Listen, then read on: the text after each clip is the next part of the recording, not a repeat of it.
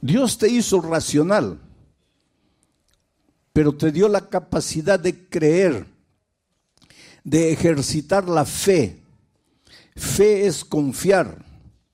El problema es que nosotros los seres humanos confiamos en cualquiera, menos en Dios.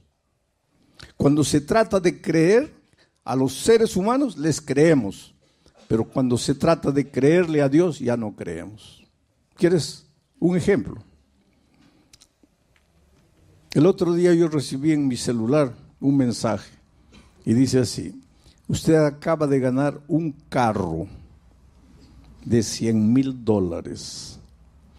Necesitamos hacer los documentos para enviarle el carro. Por favor, deposite en esta cuenta $1,000 para la documentación. ¿Por qué se están riendo ustedes? Porque ya recibieron. ¿Y por qué existe ese tipo de mensajes? ¿Por qué? Porque hay gente que cree. Porque si nadie creyera, nadie se daría el trabajo de perder el tiempo mandando ese tipo de mensajes. Pero es que hay gente que cree. Ahora, si Dios le dice: hijo, entrégame tu corazón y tú vas a ver cómo yo voy a cuidarte, ¿será? ¿No será? ¿Cómo será? Pero al otro le mandó los $1,000 rapidito. Esta noche vamos a aprender cómo enfrentar los momentos de dificultad y cómo nuestra vida está llena de dificultades. El texto para esta noche, primer libro de los Reyes, capítulo 17, a partir del versículo 12. Primer libro de los Reyes. Ahí está el texto. Voy a ir leyendo y comentando, pero primero voy a leer este versículo, después voy a contarles el contexto para después entrar de nuevo a este versículo e ir yendo versículo por versículo hasta el 22. Dice: y ella respondió. ¿Quién es ella? La viuda de Sarepta, una viuda que vivía en la tierra de Sarepta, en Fenicia. Y ella respondió. ¿A quién le respondió? Al profeta Elías. Vive Jehová tu Dios, que no tengo pan cocido, solamente un puñado de harina tengo en la tinaja y un poco de aceite en una vasija.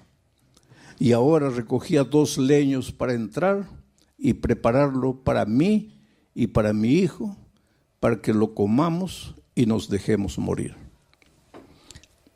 Ahora, ¿en qué circunstancias se escribió este versículo?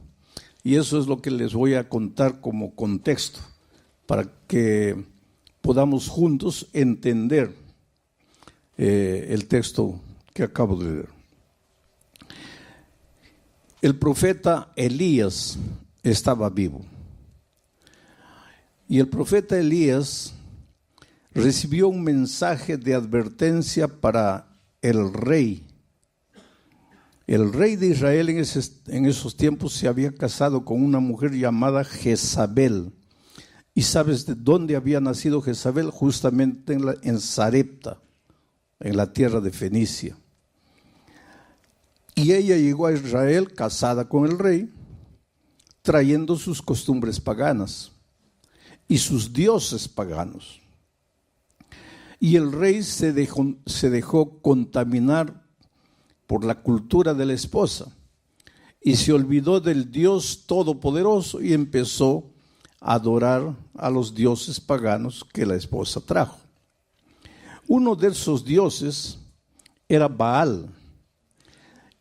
Según la cultura de ellos, Baal era el dios de la lluvia, el dios de la tormenta. ¿Y cuál es el mensaje que Dios le entregó a Elías para llevar al rey, Acab? Le dijo: mira, dentro de poco tiempo no va a llover más. No va a llover más hasta que tú reconozcas que has ofendido a Dios. Va a dejar de llover. Ahora, miren, atreverse a desafiar al dios Baal, porque el dios Baal era el dios de la lluvia. Y atreverse a decir que por voluntad de Dios va a parar de llover, eso era una afrenta terrible. Y la ira del rey se desató contra Elías, lo amenazó de muerte. La esposa Jezabel, cuando se enteró de la aberración, entre comillas, que había dicho Elías, también decidió enviar gente para perseguirlo y matarlo. Entonces Dios le dio una orden al profeta. Le dijo, vete al arroyo de Querit, allá una fuente de agua natural en las alturas. Y él corrió, mirando atrás para ver si ya lo alcanzaban los perseguidores. Y finalmente llegó al arroyo de Querit y se quedó allí. Ahí tenía agua, en el arroyo había agua. Dejó de llover en la tierra de Israel, pero ahí en el arroyo había agua. Y la historia bíblica, los versículos anteriores al 12, nos cuentan que ahí en el arroyo no tenía que comer, tenía que beber, pero no tenía que comer. Y que Dios le mandó cuervos, y que los cuervos le traían comida todos los días. Le dejaban la comida y se iban. Al día siguiente los cuervos volvían trayéndole comida y se iban. Hay un teólogo alemán famoso que tiene una teoría. Tiene la teoría de la desmitologización de la Biblia. ¿Qué es esta teoría? Él dice, mira, hay que sacarle a la Biblia, hay que sacar de la Biblia todo lo que parece mito. De ahí viene la palabra desmitologización. Hay que sacar de la Biblia todo lo que parece mito. ¿Y por qué este teólogo dice eso? Dice, porque con estas historias de que un cuervo vino trayéndole la comida al profeta, la gente simple va a creer, pero la gente sofisticada, culta, inteligente, racional, nunca va a creer en estas tonterías. Que Moisés levantó la vara y el mar se abrió y el pueblo pasó, y una vez que el pueblo pasó vino el enemigo, pero el mar se cerró y el enemigo murió. ¿Quién va a creer eso? Que un cuervo trajo comida. ¿Quién va a creer eso? Que Jesús con un poquito de pan y de pez alimentó una multitud de 15,000. ¿Quién va a creer eso? Que el pueblo de Israel estaba muriendo de hambre en el desierto y Dios le hizo llover una comida extraña llamada maná. Este teólogo, un teólogo es alguien que estudia la Biblia, mucho. Dice, hay que sacar todas estas historias que parecen historias para niños, esto que parece mito, hay que sacar para que la gente culta, racional, pueda creer en la Biblia. Pero te digo una cosa, si tú a la Biblia le sacas todo lo que parece mito, no te queda nada. Porque la Biblia es un libro de milagros. Porque Dios es un Dios de milagros. Dios te hizo racional, pero te dio la capacidad de creer, de ejercitar la fe. Fe es confiar. El problema es que nosotros los seres humanos confiamos en cualquiera, menos en Dios. Cuando se trata de creer, a los seres humanos les creemos, pero cuando se trata de creerle a Dios ya no creemos. ¿Quieres un ejemplo? El otro día yo recibí en mi celular un mensaje y dice así: usted acaba de ganar un carro de $100,000. Necesitamos hacer los documentos para enviarle el carro. Por favor, depositen en esta cuenta $1,000 para la documentación. ¿Por qué se están riendo ustedes? Porque ya recibieron. ¿Y por qué existe ese tipo de mensajes? ¿Por qué? Porque hay gente que cree. Porque si nadie creyera, nadie se daría el trabajo de perder el tiempo mandando ese tipo de mensajes. Pero es que hay gente que cree. Ahora, si Dios le dice, hijo, entrégame tu corazón y tú vas a ver cómo yo voy a cuidarte, ¿será? ¿No será? ¿Cómo será?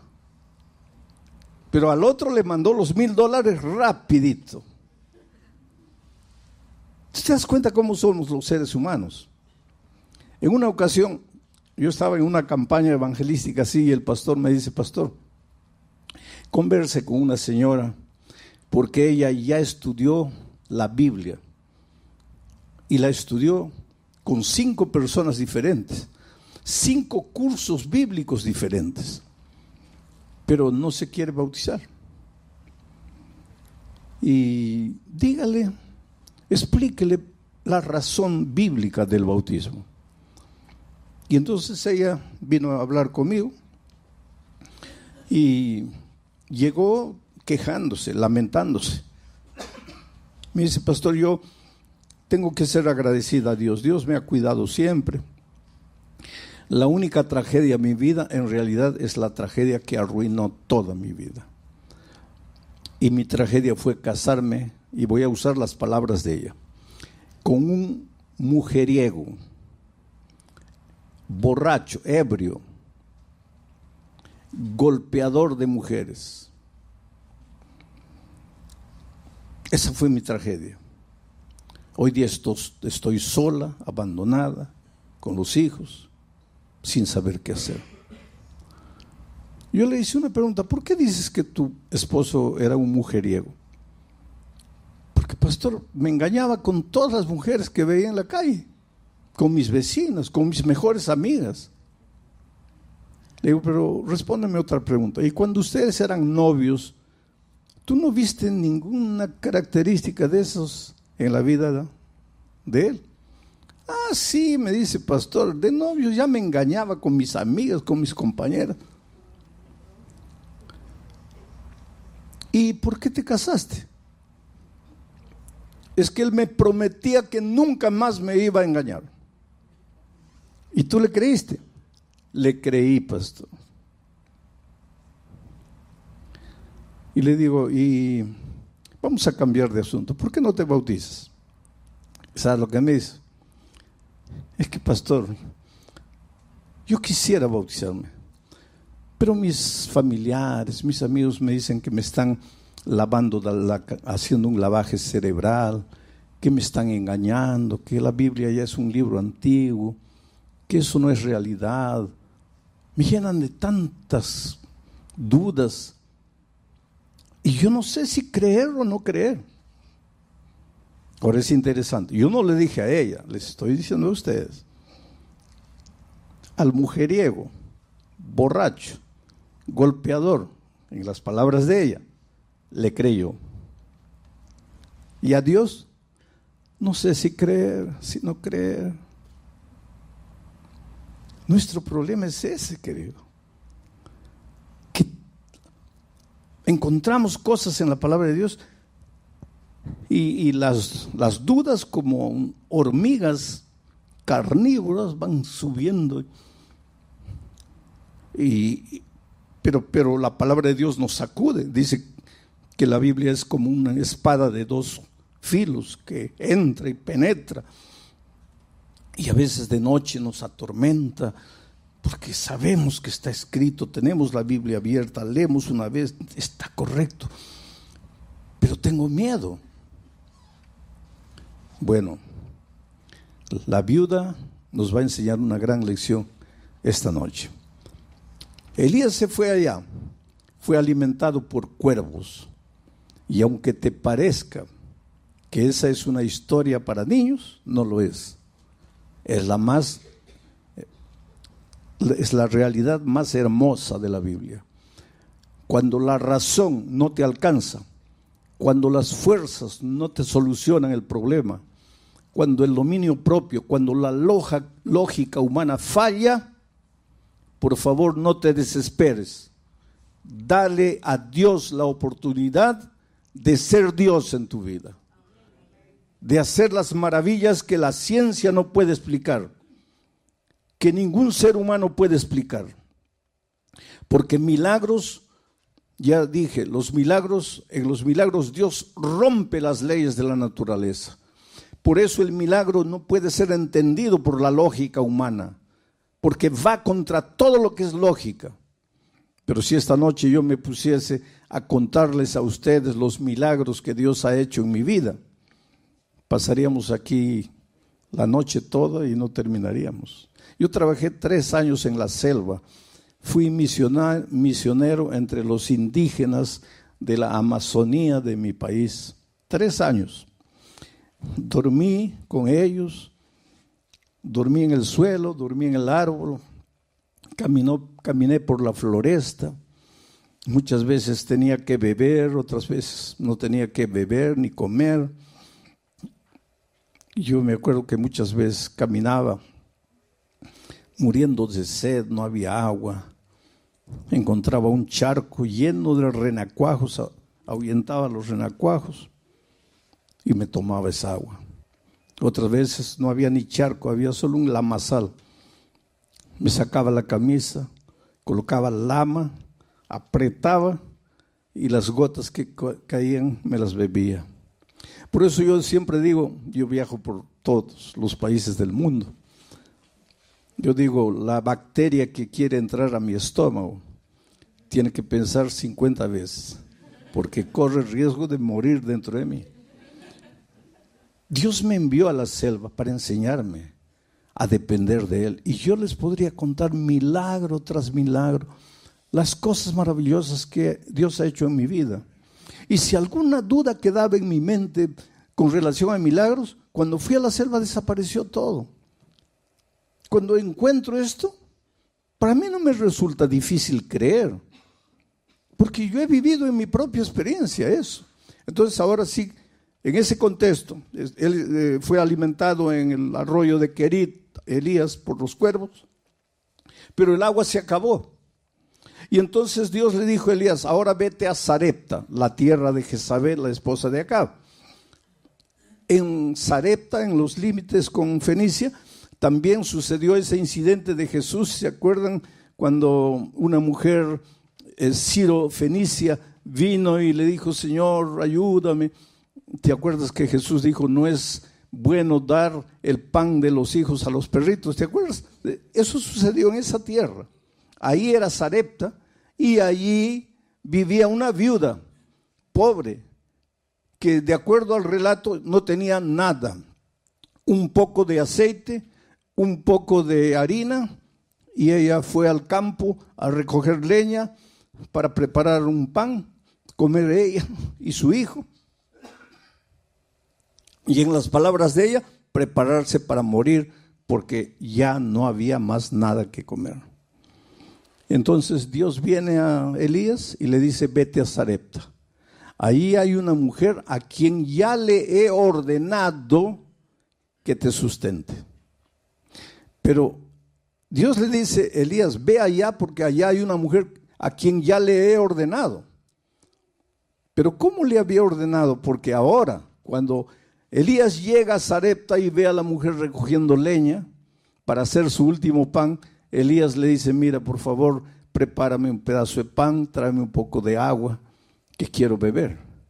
Entonces viene el texto, y ahora vamos a entrar a analizar un poco el texto. Y ella respondió. ¿Quién le habló? El profeta. ¿En nombre de quién? De Dios. Y ella respondió. Benditas las personas que cuando Dios habla responden. Benditas las personas que cuando oyen la voz de Dios toman una decisión. Ella respondió. ¿Qué es lo que respondió? Vive Jehová tu Dios que no tengo pan cocido. Solamente un puñado de harina tengo en la tinaja, un poco de aceite en una vasija, y ahora recogía los leños para entrar y prepararlo para mi hijo, para que lo comamos y nos dejemos morir. Es decir, esta mujer había llegado al límite de sus fuerzas, de sus recursos. Lo único que le restaba, en la opinión de ella, era la muerte. Vamos a morir. se acabó, ya no hay salida, este problema no tiene solución, vamos a morir, este es el último bocado, se acabó, ya no vale la pena luchar. ¿Para qué luchar? Vamos a morir. ¿Por qué una persona delante de las dificultades de la vida? Yo te pregunto esta noche, ¿cuál es el drama que tú estás viviendo? La viuda de Sarepta vivía un drama económico, financiero, de sobrevivencia.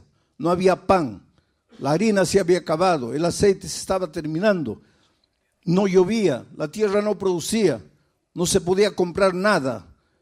Desde el punto de vista humano, para ella, la muerte era la única salida, la única solución. Estaré predicando en esta noche para alguien que en su vida financiera cree que ha llegado al punto en que ya no tiene salida. Estaré predicando esta noche para alguien que en su vida profesional ha llegado a una situación extrema en que piensa que abandonar todo y largar y olvidarse de todo es la única salida. Estaré predicando para una familia, una pareja que han hecho de todo para solucionar el drama que viven y están llegando a la conclusión de que el divorcio es la única salida. Todos los días enfrentamos luchas en diferentes aspectos de nuestra vida. El sur del Brasil en estos momentos está siendo sacudido por la naturaleza. Hace una semana atrás, 10 días, llovió de tal manera que se inundaron ciudades enteras. Una ciudad prácticamente desapareció. Y para remate ahora comenzó a llover hace 3, 4 días nuevamente sin parar. Es prácticamente un diluvio. Y hay una persona que inclusive clama a Dios y dice: Señor, pero en tu palabra has prometido que nunca más vas a destruir el mundo con agua. ¿Y qué está pasando aquí? El país está viviendo una situación terrible allá en el sur del Brasil. Pero aquí en Ucrania hay gente que no sabe qué hacer, a dónde ir. La guerra está destruyendo y acabando con todo lo que tiene. Y si nos ponemos a hacer un mapa del mundo, veremos que por aquí hay una tragedia, por allá hay momentos en que pensamos que ya no hay salida, ya no hay solución. Ahora, ¿por qué esta mujer pensaba que no había salida? Porque mira la respuesta. Ella respondió, deja en el versículo anterior, en el versículo 2. Y ella respondió: ¿vive Jehová tu Dios? Ahí estaba el problema. Vive Jehová tu Dios. Esta mujer creía en Dios, pero no era su Dios, era el Dios de Elías. Y te digo una cosa, querido, mi Dios no te sirve a ti. Pero no es el mismo Dios, sí, es el mismo Dios. Pero para mí es el mío. Pero tú nunca te apoderaste de Dios. Tú nunca te tomaste de sus promesas. Tú nunca le abriste el corazón. Tú nunca le entregaste el trono de tu corazón. Es el Dios de la iglesia, es el Dios de los otros, pero no es tu Dios. Y cuando Dios es teoría, es concepto, pero no es una persona que forma parte de tu experiencia diaria, en los momentos de crisis, tú vas a llegar a la conclusión de que la única salida es la muerte, porque Dios no es tu Dios. Interesante que el Salmo 23 dice: Jehová es mi pastor. No dice Jehová es nuestro pastor. No dice Jehová es el pastor de otros. Es mi pastor. Tienes que llegar en tu vida a un momento en que te apoderes tú personalmente de las promesas de Dios. En que dejes de creer que los conceptos bíblicos son apenas teoría. En que llegues a tomar los conceptos y hacerlos parte de tu experiencia diaria. Y para eso tienes que sacar el pie de lo conocido y entrar a lo desconocido, aunque lo desconocido te provoque temor. Vamos al siguiente versículo. Elías le dijo: no tengas temor. ¿Te acuerdas la noche que yo prediqué sobre el temor, el miedo? Cuando los discípulos estaban en alta mar, el problema no era la tormenta. ¿Había tormenta? Sí. ¿Había oscuridad? Sí. ¿Habían olas gigantescas? Sí. Pero nada de eso era problema. El problema era el miedo. Y cuando Jesús llegó y dijo, no tengáis miedo, el miedo desapareció y Pedro fue capaz de andar por encima del mar. Ahora encontramos aquí a una viuda pobre en una situación extrema, pensando que la única salida es la muerte. ¿Por qué? Porque el Dios de Elías no era su Dios. Ella no tenía una experiencia personal con Dios. Y por eso su corazón estaba lleno de temor. Y por eso Elías, en el nombre de Dios, le dice, no tengas temor. Pero tú solo no vas a tener temor cuando el amor que es Dios, el amor eche fuera el temor. Cuando Jesús entre a tu vida, cuando tú tengas un compromiso personal con Dios, cuando Dios deje de ser Dios y se torne tu Dios, y que tú vivas con Él una experiencia personal, inédita, inexplicable. El otro día una persona que estaba conociendo el Evangelio y en cuya vida Dios estaba haciendo maravillas, me dijo triste, pastor, mi familia cree que me estoy volviendo loco, pero es que ellos no entienden lo que Dios ha hecho en mi vida. Ellos no entienden lo que Dios ha hecho en mi vida. Oh querido, esta es la más linda realidad. Dios va a hacer cosas en tu vida y no te atrevas a contarlo porque los otros no van a entender. Y si tú no has entendido todavía, es porque Dios todavía no es tu Dios. Pero cuando Dios sea tu Dios, tú vas a ver las cosas maravillosas que Dios va a hacer por ti. Milagros. Y milagros no se comprenden, milagros se aceptan por fe. Elías le dijo, no tengas temor. Ve y haz como has dicho. Pero hazme a mí primero de ello, el aceite y la harina, una pequeña torta cocida debajo de la ceniza, y tráemela, y después harás para ti y para tu Dios. ¿Qué es lo que Elías estaba diciendo? No era para Elías en realidad. Lo que Dios estaba diciendo, mira hijo, en lugar de pensar primero en tus necesidades, entrégame tu corazón, cree en mí, confía en mí. Y la mejor manera de demostrar tu confianza en mí es que me vas a colocar a mí en primer lugar. Prepara el pan y tráemelo a mí. Y después vas a preparar para ti y para tu hijo. Esto es colocar a Dios en primer lugar. Es interesante que Génesis 1:1, el primer versículo de la Biblia, dice así: en el principio Dios creó los cielos y la tierra. Pero leemos el verso y no pensamos, no reflexionamos. Pero mira lo que dice: en el principio Dios.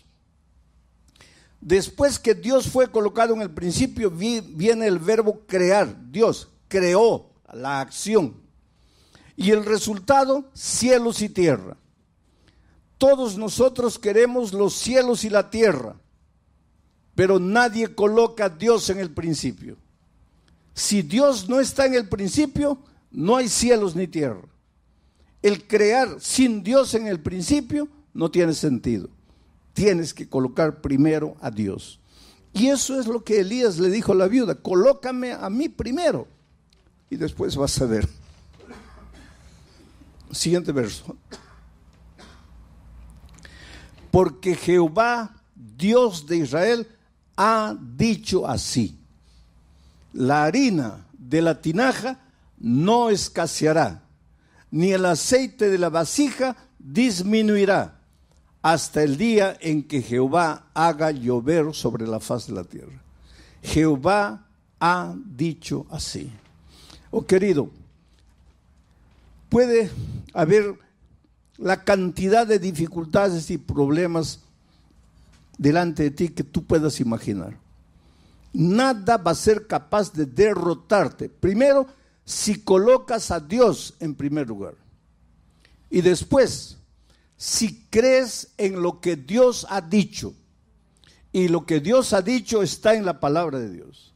Es por eso que tienes que estudiar la Biblia. No creas lo que tus otros te dicen. Cree lo que tus ojos ven que está escrito en la palabra de Dios. Cuando alguien pretende enseñarte alguna cosa, que confirma tú con tus ojos que eso está escrito en la palabra de Dios. No creas al ser humano, cree en la palabra de Dios. Y es por eso que estas noches estoy colocando el texto, para que vean que yo estoy explicando el texto, estoy exponiendo el texto, pero es el texto que dice esto: Jehová Dios de Israel ha dicho. Y cuando Jehová Dios de Israel lo dice, puedes creer, puedes sacar el pie del barco y colocar el otro pie en el agua y no te vas a hundir. Avanza sin miedo, porque Jehová, el Dios creador de los cielos y la tierra, ha dicho. Versículo 15. Entonces ella fue, y aquí está el problema con muchos. Está bien, escuchan la palabra de Dios, qué bonito, qué maravilloso, amén, qué extraordinario, pero no das este paso. Ella no se quedó escuchando la palabra de Dios y dijo, qué bonito, qué maravillosa promesa de Dios. No, ella fue e hizo. La palabra de Dios no te ayuda si tú no vas y la practicas, si tú no colocas en acción lo que la teoría dice. Ella fue e hizo como dijo Elías, y comió él, el profeta, y ella y su casa muchos días. Y la harina de la tinaja no escaseó, ni el aceite de la vasija menguó, conforme a la palabra que Jehová Dios había dicho por Elías. 2 veces se repite la palabra de Dios, el dicho de Dios, y la última parte dice, todo se cumplió conforme a la palabra que Jehová Dios había dicho. Todo se va a cumplir en tu vida, querido, conforme a lo que Dios ha dicho en su palabra. Pero para eso tienes que conocer lo que Dios dice en su palabra. Por eso la necesidad de hablar con Dios. En tu vida devocional hay 3 cosas interesantes, si tú quieres crecer en la experiencia cristiana. Primero, Dios tiene que hablar contigo. ¿Cómo? A través de la palabra. Tienes que estudiar la palabra. En segundo lugar, tú vas a hablarle a Dios. ¿Cómo? A través de la oración. Y en tercer lugar, tú y Dios ahora van a buscar otra persona y vas a hablarle del amor de Jesús a esa persona. Cuando haces esas 3 cosas, estudias la Biblia, oras hablando con Dios y buscas otra persona para traerla a Jesús, vas a crecer espiritualmente. La mayoría de los cristianos se limita a estudiar la Biblia y orar, pero no incluyen el tercer elemento de buscar a otra persona para Cristo. Resultado, permanecen enanos espirituales, no crecen, porque la única manera de crecer es a través del ejercicio. Tienes que salir y buscar a otra persona para Cristo. Pero pastor, nadie me va a escuchar. Lógicamente, querido, en este mundo no hay nadie que quiera cambiar de religión. Tú eres adventista, ¿quieres cambiar de religión? No. Entonces, ¿por qué piensas que el musulmán sí quiere cambiar de religión? ¿O por qué piensas que el luterano quiere cambiar de religión? O el testigo de Jehová, o el católico. Si tú no quieres cambiar de religión, nadie quiere cambiar. Entonces, si tú vas a buscar a las personas, queriendo decirles, tú estás equivocado, mi religión es verdadera, esa no es la manera correcta de testificar del amor de Jesucristo. En el Brasil hay un dicho interesante: ¿quieres ser mi amigo? No me hables de política, no me hables de fútbol y no me hables de religión.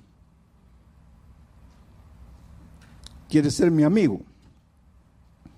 No me hables de política, que soy de derecha, de izquierda.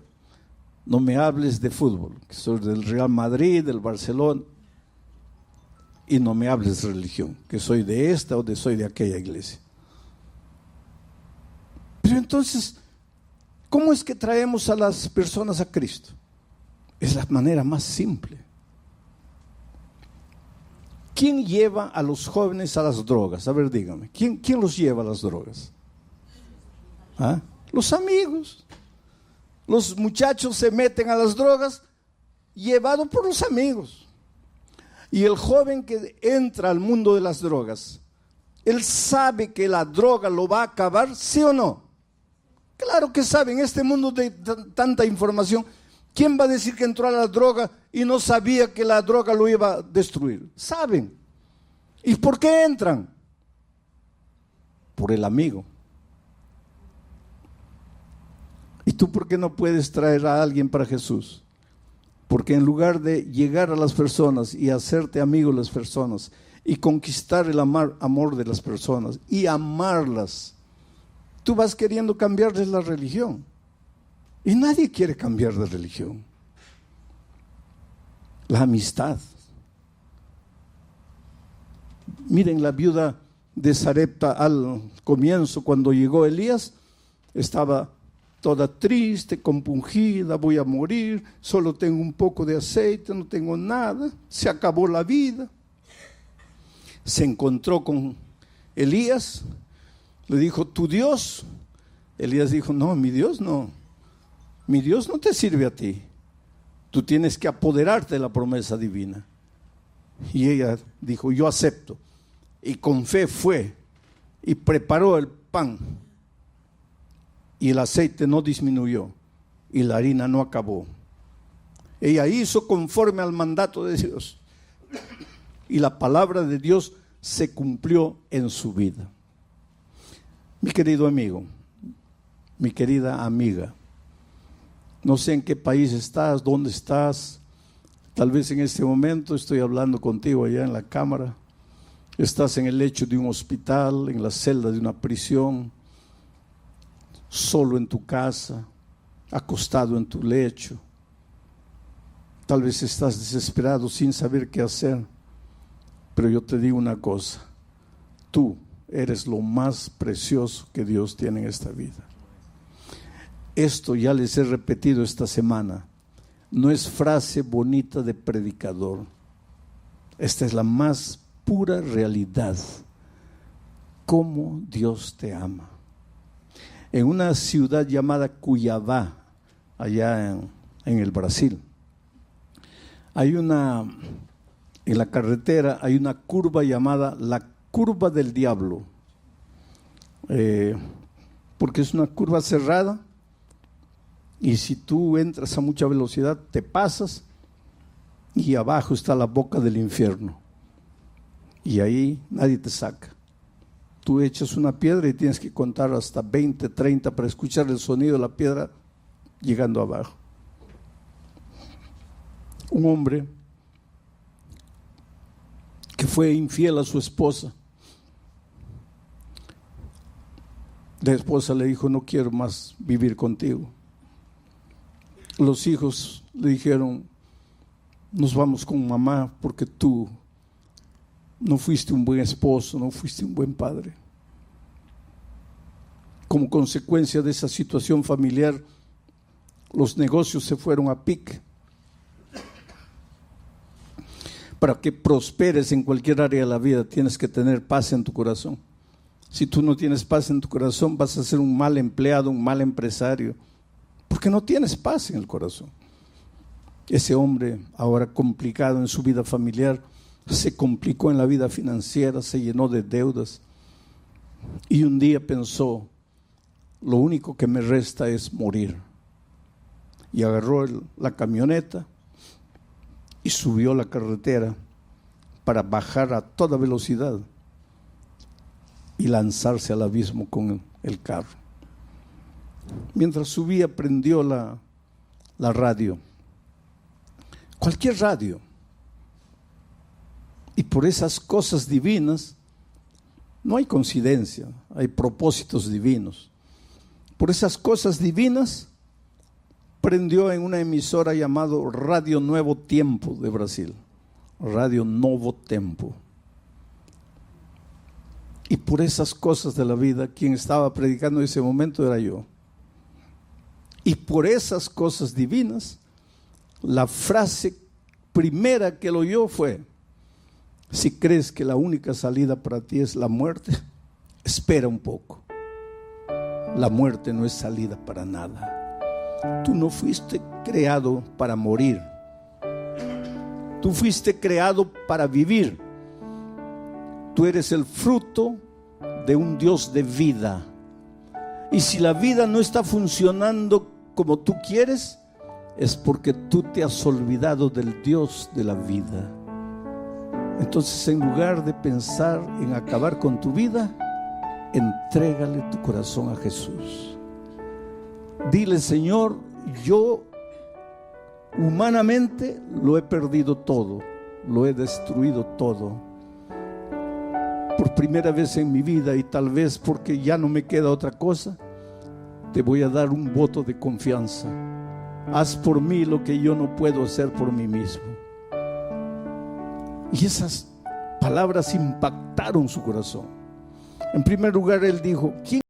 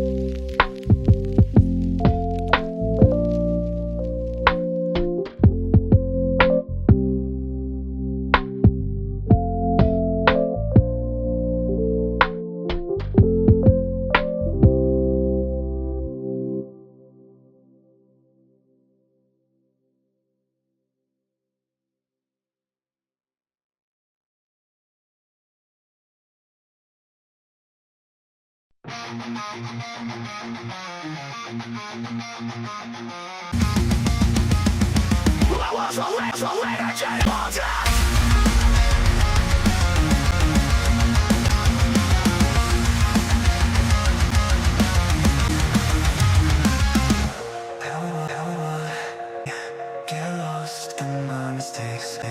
Can't think of anything better. There'd be a way to stop reliving thing that can't be changed. Forget what was once and reset. Memories can be the only part of me that be changed. Just let me be free. Just let me be free. Joyless fly by, only name once. Now could I've known any better? There has to way to stop living thing that can't be changed. How do I forget the worst moments and reset? These memories can't be the only part of me. So let me be free. Just let me be free. Just let me be free. Choices fly by, only made once. So now could I have known any better? That I can change it now. Just stop and make them go away. I don't want them to stay. How do I forget the worst moments and reset? These memories can be the only part of me. Just let me be free. What do you remember? The moments I regret most. I know what I haven't done right. Leave me alone, just let me sleep tonight. Just let me be free. Just let me be free. Times when I should have talked, moments when I should have walked, fights where I could have been braver, times when I could have been a savior.